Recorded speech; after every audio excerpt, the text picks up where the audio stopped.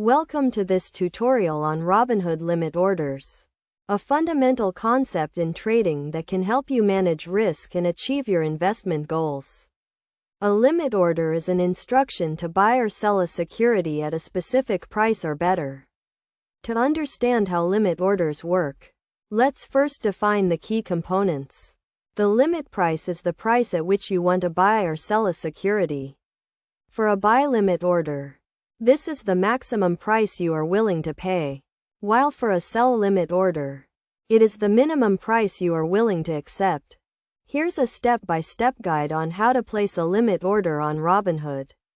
First, open the Robinhood app and navigate to the stock or security you want to trade. Tap the Trade button and select the type of order you want to place. In this case, a limit order. Enter the limit price and the number of shares you want to buy or sell. For example, let's say you want to buy 10 shares of Apple stock with a limit price of $150. If the current market price of Apple is $160, your buy limit order will not be executed until the price drops to $150 or below.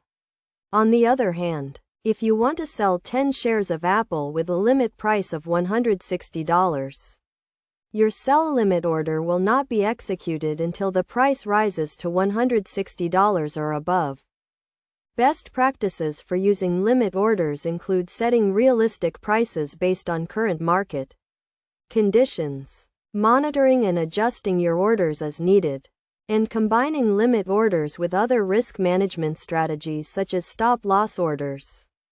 It's also important to note that limit orders are not guaranteed to be executed, as the market price may never reach your limit price. In conclusion, limit orders on Robinhood are a powerful tool for traders and investors who want to take control of their transactions and manage risk. By understanding how limit orders work and using them effectively, you can make more informed investment decisions and achieve your financial goals.